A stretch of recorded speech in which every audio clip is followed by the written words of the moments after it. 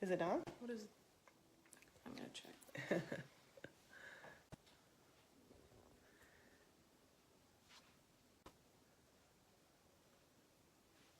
Oh, yeah. Ah, yay. Well, I don't know if anyone's still left. Is anyone there? Oh, we have a viewer. I think it's Lydia. Okay. How late are we? It is 4:23, so 20 minutes. We're 20 minutes late.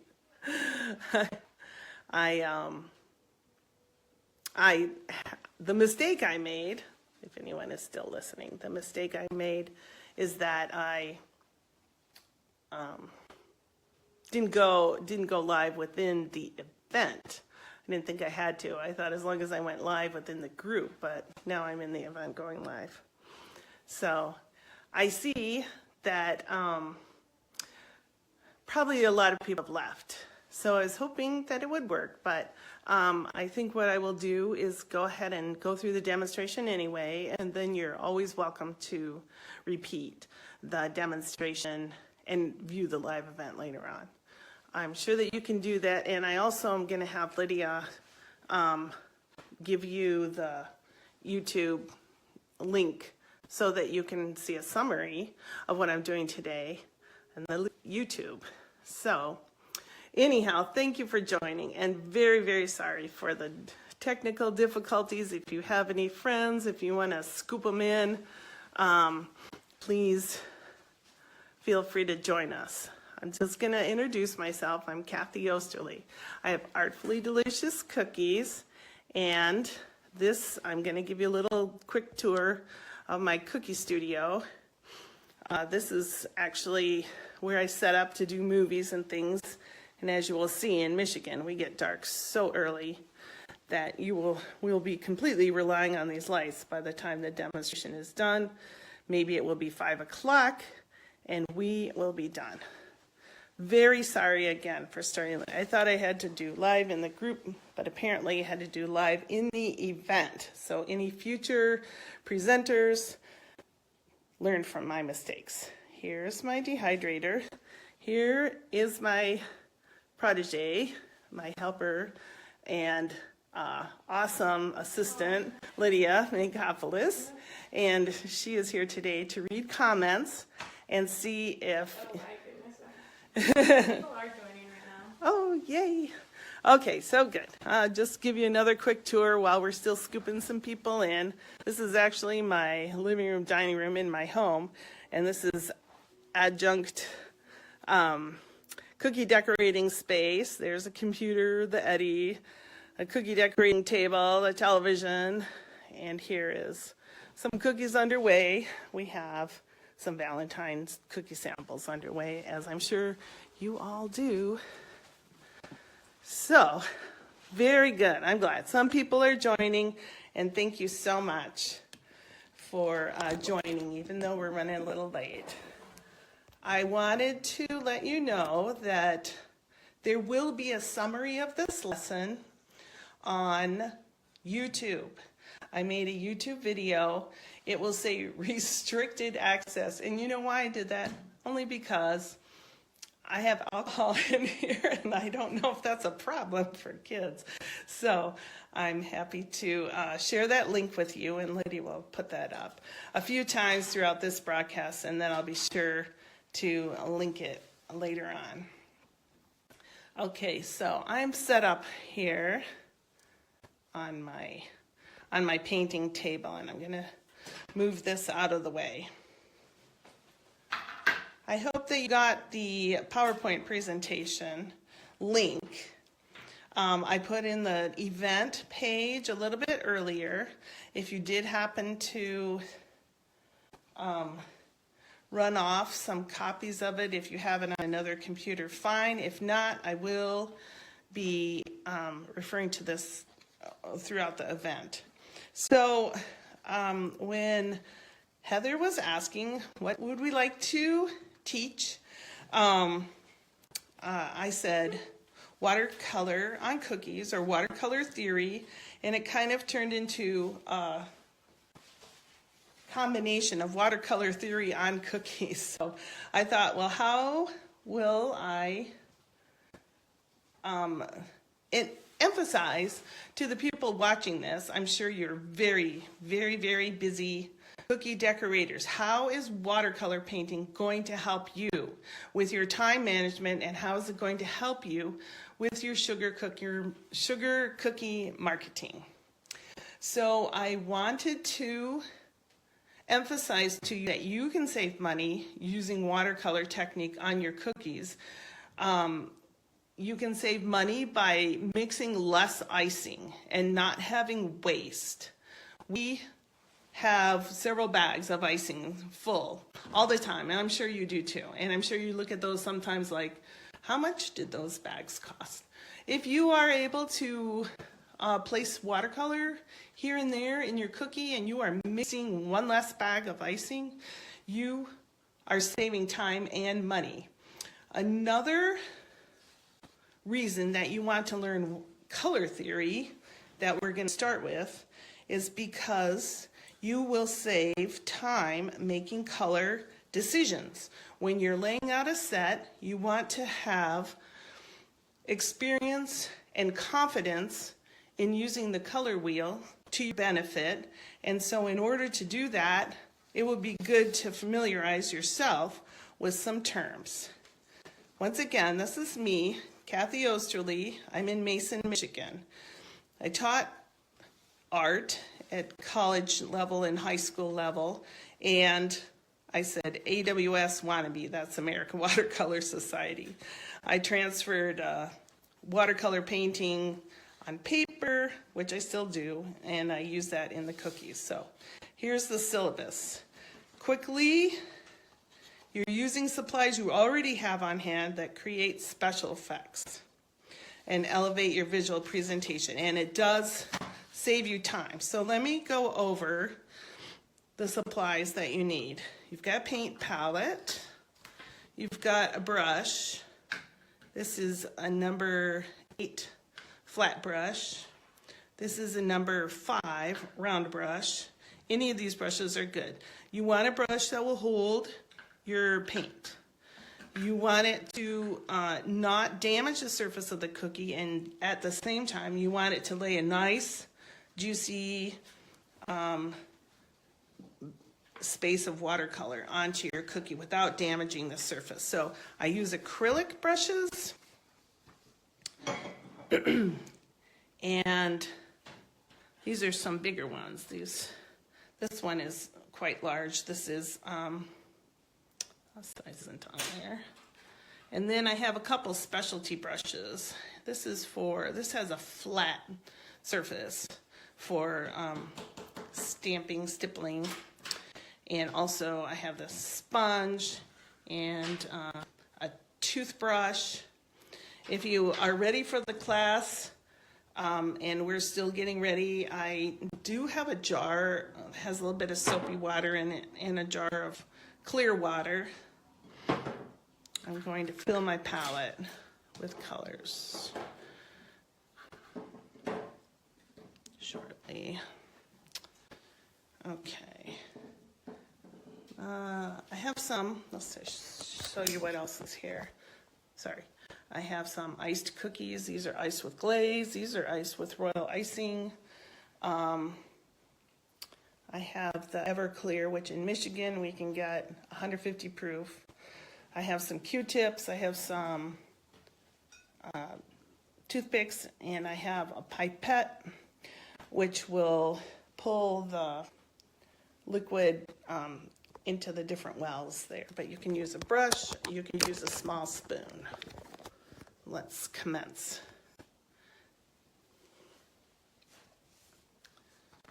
Okay. I did talk about, in the PowerPoint presentation, I talked about Everclear and what it is, and I talked about the brushes and why it's important to use certain ones. Okay, we are going to have cookies. The cookies have to be dry. Hopefully yours are dry. And then we're going to watercolor in stages. Just like other cookie decorating, there's a bottom, a middle, and an upper one. Here's some samples that I have done.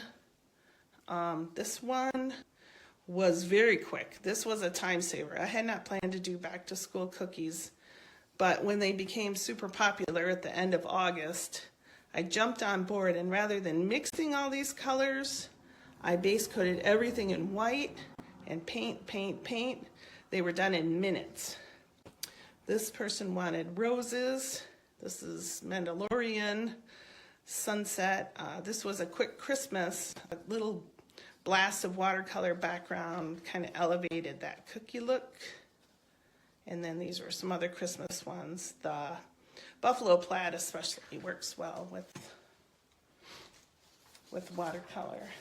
Okay, these are some that I have found on Pinterest, people that I follow. This one is Veronica Rodriguez, and she has a beautiful technique. If you'll notice, all of the cookies within the set look like they belong to each other, and that's the main goal. She has color, and then she goes back in with a black liner and emphasizes some details.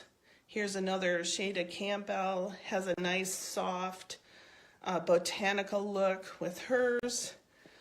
Neo Cookie Mom has pretty watercolor roses, and then at the end she's highlighted them with gold, which adds another dimension. Maggie Maid has this fun Christmas set in complementary colors. So these are some reasons to work with watercolor. Okay. Going to go with a quick review of the color wheel. The color wheel might be something that you're familiar with. If you've taken any kind of art course, it focuses on three dimensions of design. There's color, there's line, and design. And innately, I'm sure most of you have a basic feeling for why certain things work. But if you familiarize yourself with the vocabulary of color, then you are able to give descriptors to your customers, and you're able to have confidence in imparting the information for your orders.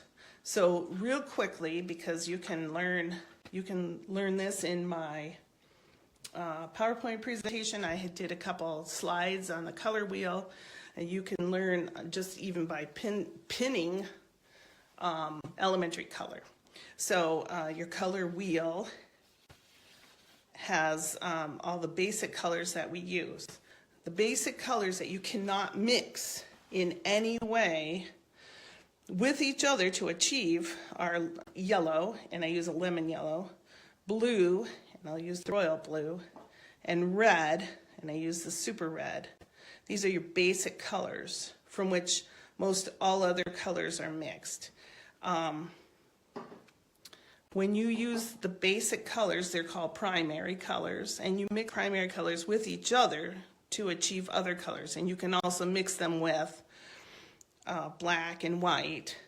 Other colors I would consider essential for your palette would be chocolate brown, because it's hard to get a beautiful brown more than once. It's very hard to mix it consistently, so I would add chocolate brown. You can have black handy, but I rarely use it, but mixing this color is hard, so you should have it. I find mixing pink to be extremely hard, so my favorite pink that I can use in almost any situation and tone it or shade it is neon pink or electric pink. So any of these other colors you can mix and match by practicing. Yellow and blue making green, purple made by blue and red, orange made by yellow red. Those are called the secondary colors, and then when you mix those with each other, you get all kinds of variations, and those are called tertiary colors, and they go from there. You would not tell a customer probably anything other than oh, I think we should use maybe a primary color palette. But if you, and I have some samples. Here's a sample of cookies, and I would love to give credit for the cookies. I tried to include the names.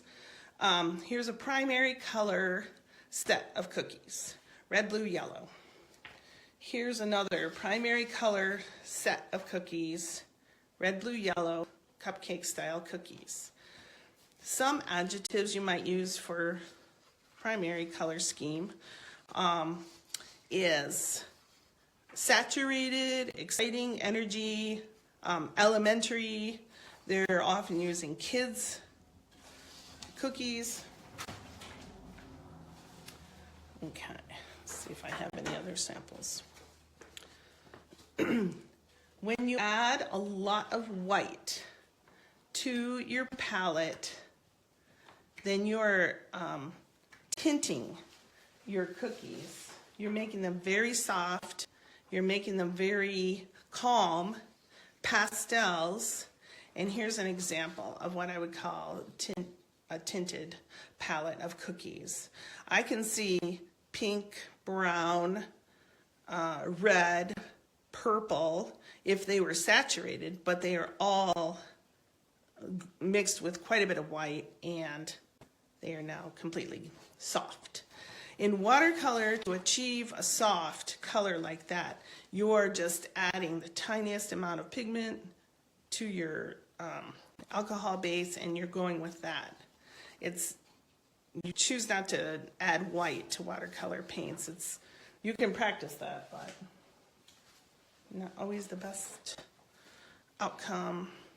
And then if you're darkening your color, you're making a palette that's subdued, calm, rustic. I have a couple examples of that.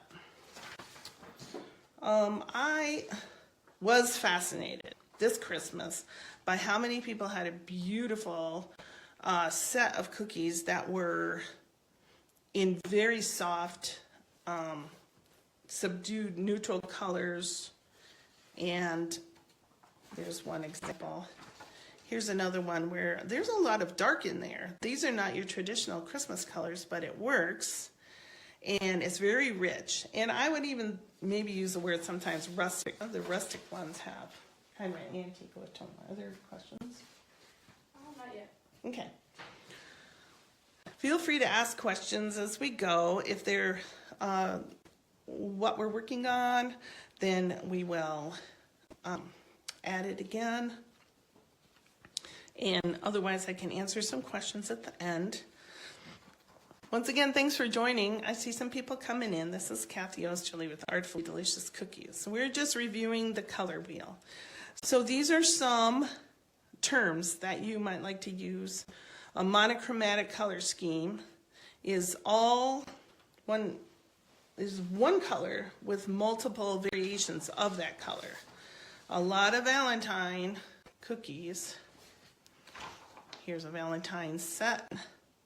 A lot of Valentine cookies capitalize on the monochromatic color schemes. You've got red, you've got pink, all shades from light to dark.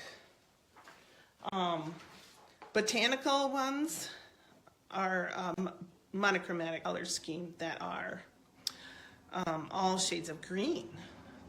Very calm and beautiful. Okay.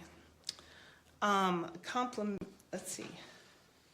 An analogous color scheme are colors that are adjacent to each other on the color wheel, and all the tints and shades involved with that. And I found this really sweet.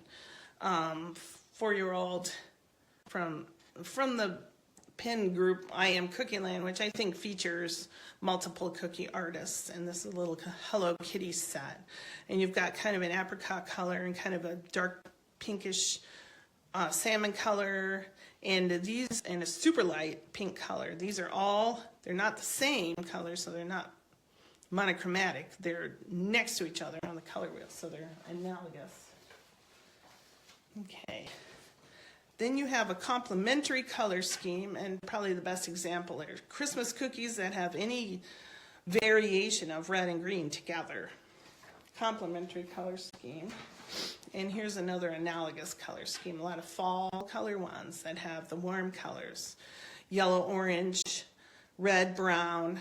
Those are all colors that are analogous. So those are some samples. Okay. Now we're going to get ready to paint. If you have not already, let's get yellow.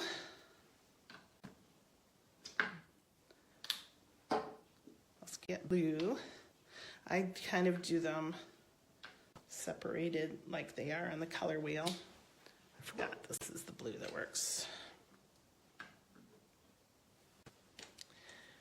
And red.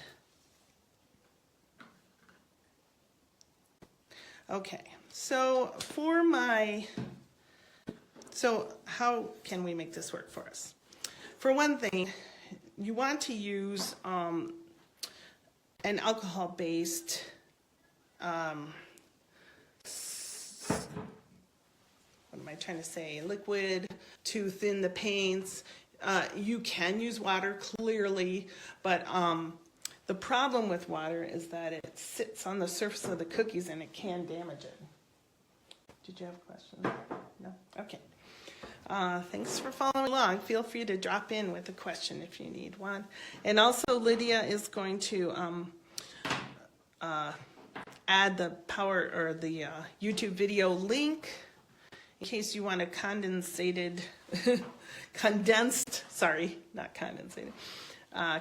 version of this.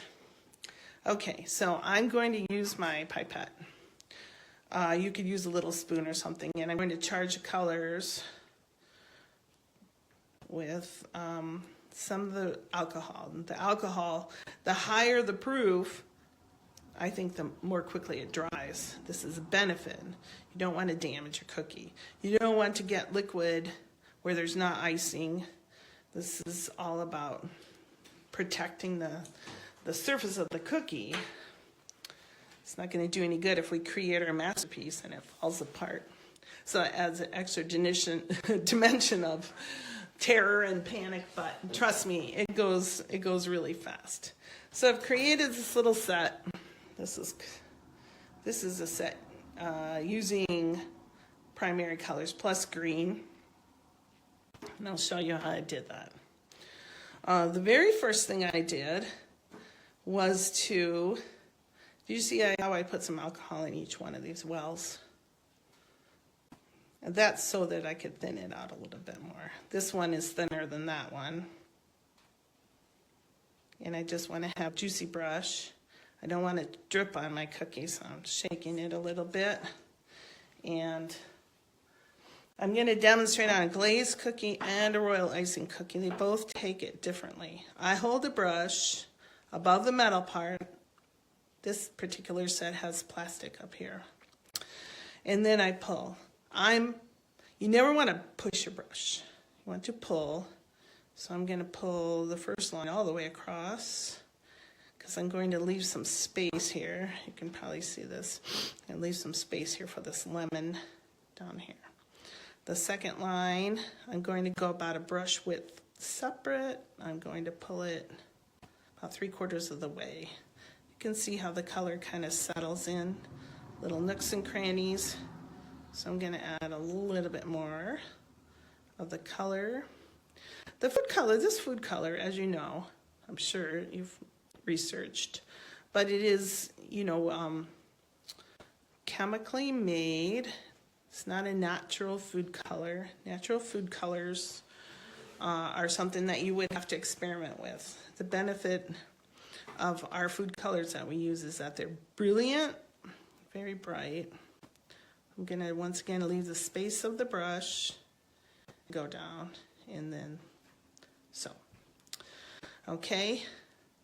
Now, I don't necessarily expect that you're going to be able to follow along in real time. So I am going to show you the steps, and you'll be able to complete them by watching the YouTube video and see how the rest of it goes. This is a royal icing cookie. one thing I noticed about royal icing is that it absorbs the color. Boom, look at that, it's dry. Okay, I'm a glazed cookie person. I'm used to the open time. Open time refers to the amount of time that your paint is still wet, where you can manipulate it. I was watching the demonstration the other day on making the roses and the black, and I was really fascinated by how much open time is available with that. I can't usually work with cookies that fast, but look at this. This one is dry. This one on the glaze icing is still wet. You can see the light reflecting off of it. Okay, so once we paint, making a gingham pattern. A gingham pattern is also super useful for buffalo plaid. We can pull some more stripes in this direction. Look at, I'm able to get 4 stripes on this glazed cookie. Now you don't really want to work it. Like, I don't want to go back in and work that. That would be damaging with the integrity of the watercolor. Someone did say something.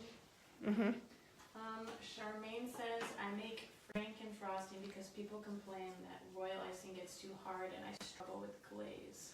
Oh, yes. Okay, I'm familiar with that. And that is a good compromise. You know, if that's what you're working with today, just experiment and see how long, you know, you have to before your watercolor gets dry on it. Now at this point, I would go back into the royal icing one and paint my my stripes in the other direction. I'm just kind of leaving a space there to do some.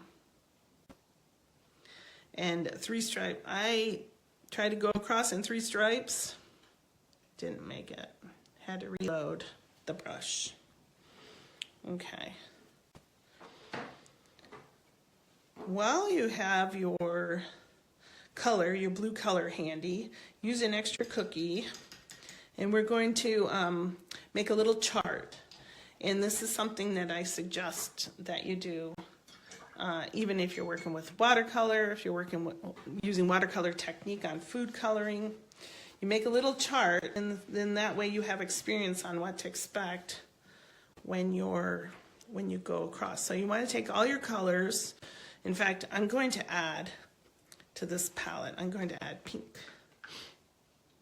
I apologize for getting over a little bit of a head cold. Thanks again for following along, and once again, sorry for running late. Okay. Pink is a super hard color to mix. I have tried. You try light red, you try, no, I just go ahead and purchase the pink. There's just a couple colors that are hard to mix, even though supposedly you can mix them. Okay. So I'm putting it next to the red here. And I'm working it into the brush. Okay. I'm also going to paint a little pink stripe on my color sample cookie. Pink. Okay. Now I'm going to rinse out my brush again in my soapy water. And rinse it out again. The brush is... The food coloring is super saturated. Speaking of saturated, the food coloring is super saturated, and it will easily leach onto any other color that you try. Okay, so the reason for doing this sample is because then you can see what happens when a paint is on the bottom, and then when you paint a paint over the top of it, what will happen? So we're going to go blue on top of all these colors. Then you can see you have blue on blue, blue on red, and blue on yellow, and blue on pink down here. Okay, so once again, rinsing brush out really well. Gonna go into red. Red wants to be chunky. It's just the nature of it. Have you noticed how sometimes your reds and pinks will fade in the sunshine? I've had to try to cover up my cookies that hold a lot of pink. They want to fade. A word for that is fleeting. The color red or anything in the red category, including browns, are very fleeting. So they're persnickety. And they're high maintenance. Now I'm going to go over the top of all these colors with red. So you can see what it looks like when you do red over blue. You can see what it looks like when you do blue over red, and so on. I'm just gonna do this. Pick up some yellow.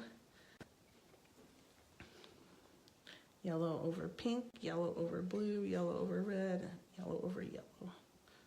Okay. You see how you could pick some colors for a set of cookies that you're doing and do a little grid like this so you kind of have a reference. Okay. Some of the surface decoration that might work in some of these instances are I'm going to use, reaching across in front of you, hopefully. And we got a few late starts today. I hope that you will speak up if you have questions. I feel bad for having late starts. I'm going to pick up some blue in my sponge. This seems to have picked up a lot. I'm going to try to, okay, let's see. I'm going to go kind of on the edge with this. Just like you might with an airbrush. So you see right there, I save myself the trouble of not getting out the airbrush. I've created kind of a shadow around the edge of the cookie. And didn't even have to get out any other equipment. That's what I mean when I say watercolor saves you time. I'm going to now mix a little bit of the yellow into the green. Hopefully you can see, or into the blue. Yellow into blue makes a beautiful green. Green is one color that's super easy to mix.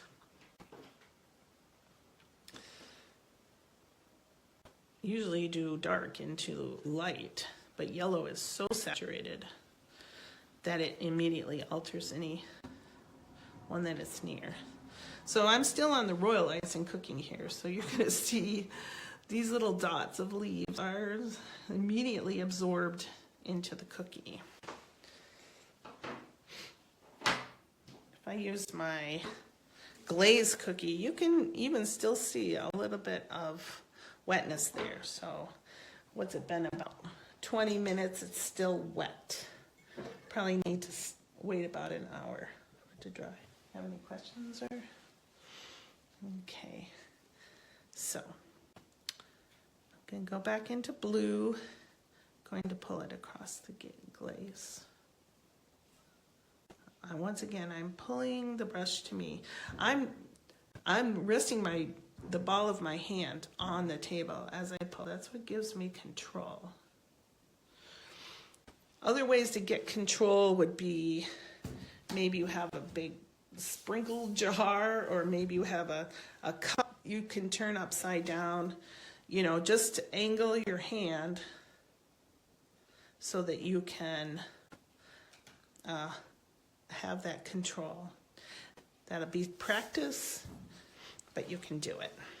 Okay, so I have these. Let's try another surface technique. Another surface technique that I like is using the toothbrush. Okay, using an old toothbrush in the back of paintbrush, you can splatter on here. I got some splatter in an area that I kind of wanted to keep white. Now, because I'm working with the glaze, I can take a Q-tip dip it in the alcohol and technically kind of erase that out of there. Not so much with the royal icing. The royal icing doesn't want to give up. Once it's on, so you have to be a little more deliberate. Okay, because the glaze has a little more open time, I'm going to do a wet on wet technique with watercolor. Once again, thanks for joining. Sorry that we're late. Hopefully when other people are joining or coming back to review, then you can catch up. Other people catch up. Okay, so I'm gonna make leaves. I'm blopping down, I'm creating some leaves in the background. They're not very distinct. They don't really have to be. You're just giving a hint, you're giving a stylized way to suggest leaves. So that's what you're doing. And then we're going to do a little bit of background while we're here. We're going to do a little bit.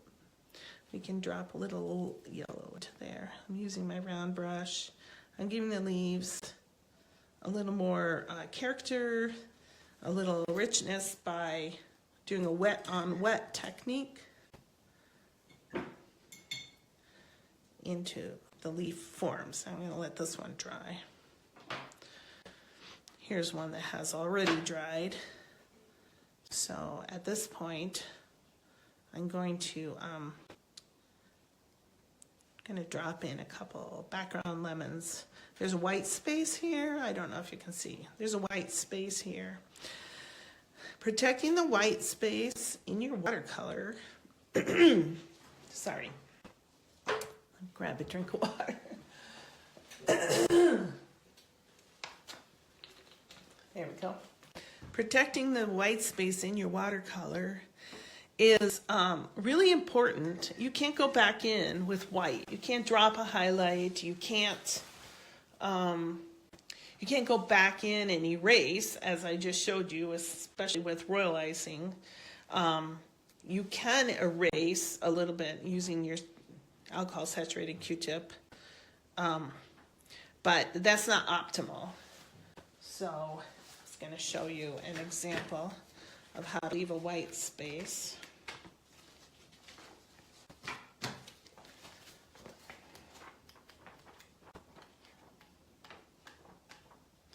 Okay, I don't know if you can see this or not. On my cookie, on the cookies that I did, I left a white space. On the eraser, for instance, okay, you have to leave the white space. The negative space in watercolor painting is what makes it distinctive. Okay, so I've got some background lemons. I got everything base coated here. Into my base coated painting with the leaves and the background lemons, I'm going to put some words in. I'm going to use a third color of my primary color palette. Okay, this is where let's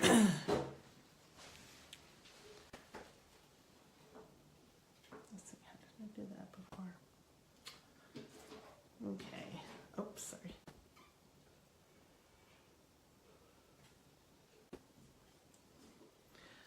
Kind of using these lines as a guide, using the lemon theme. I'm going to try to fit these letters on better than I did before. This is a royal icing bag, and I'm noticing immediately that it's running because I'm not experienced with royal icing. My apologies. And I just spelled squeeze wrong. So I know you guys have all been there. So. Okay.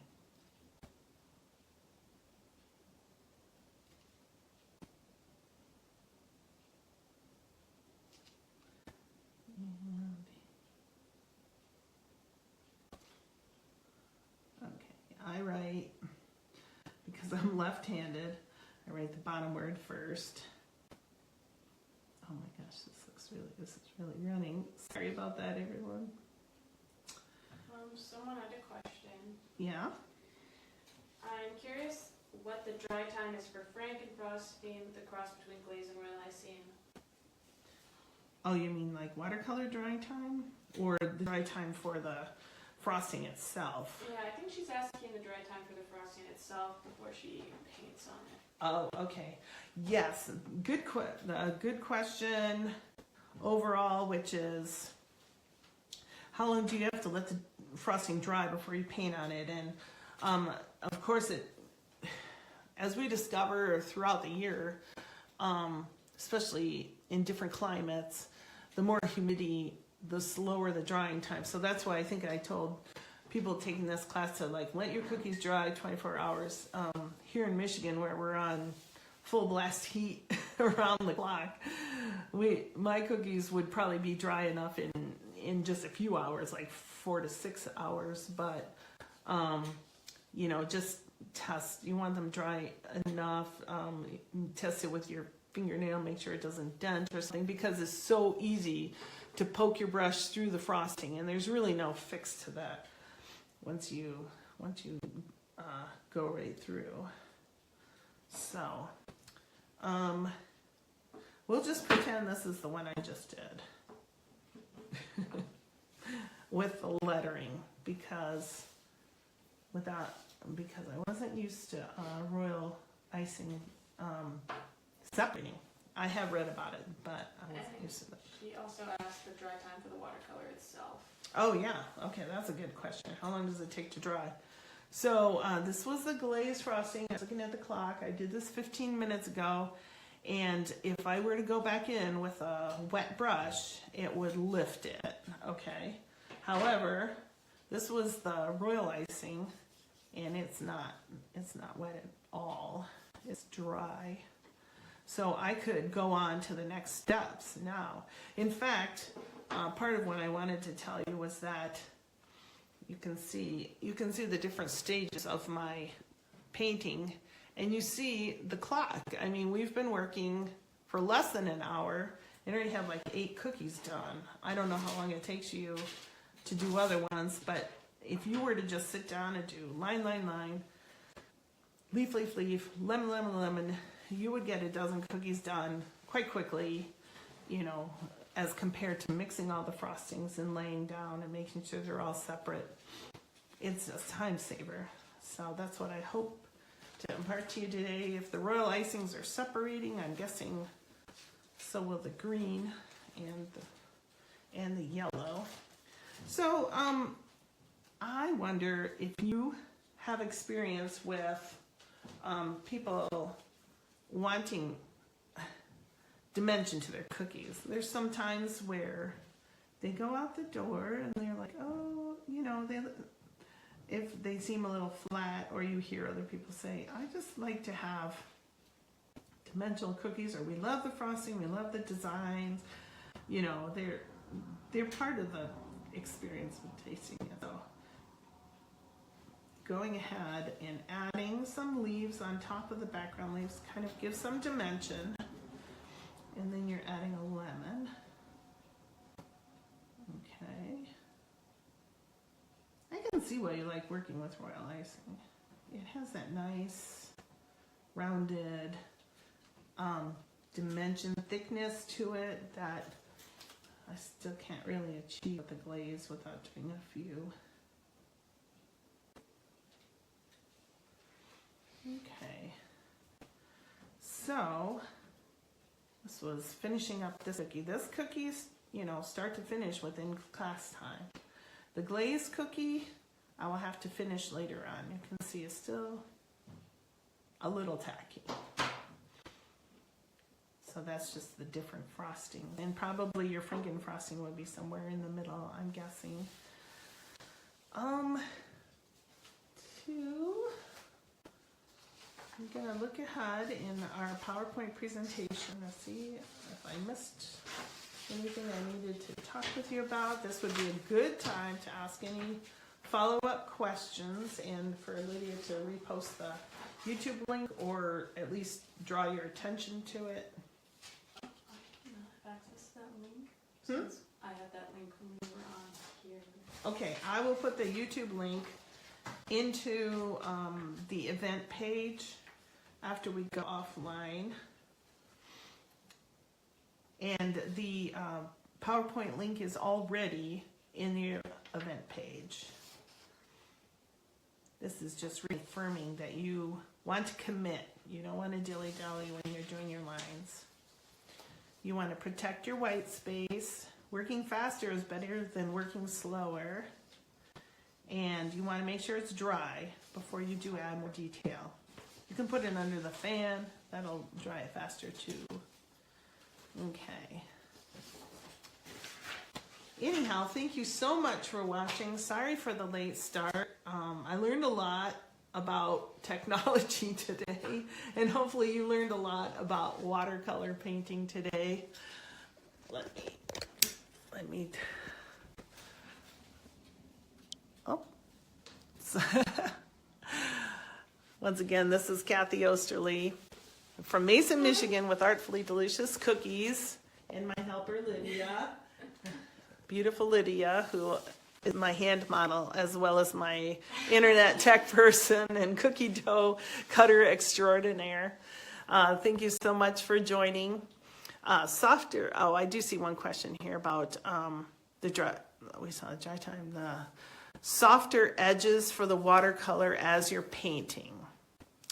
Well, let's try that a second while we're still on. No, that question did not show up here for me. Oh, I got the other ones. we're still live. Okay. Okay, so when you have a flat brush, okay, a flat brush, there's flats, rounds, here's a small flat brush, here's the flat brush. Is your camera flipped right now? Where's mine? Is it flipped? It might be on your ceiling. Oh, do you like my view, my ceiling view? There we go. Sorry. Okay, here's a skinny flat brush. Here's the number 8 flat brush. Let's practice. Let's try a technique that I have tried in the past, and that would be like side loading your brush. So to side load your brush, you get it in your medium, which at this point is the alcohol, Everclear alcohol, and just pick up a corner, okay?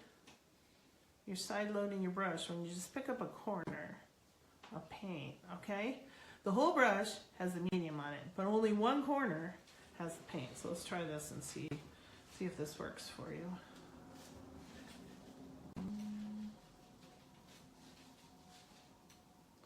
The idea is that, you can see where it is.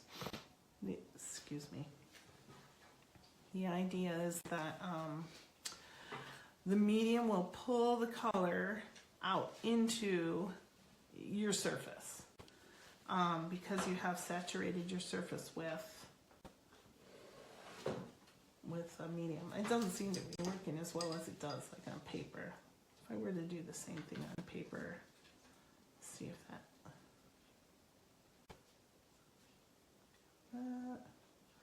that'll be something you have to practice. What if you wiggle? That would work with the side load. You can go over a couple times. I'm going towards the paint. Then you have a hard edge and a soft edge. So that would be one way to do that. Any other brush techniques that you're curious about? I'm always curious about the subtractive nature of paper towel, where you can lift and get kind of a texture look.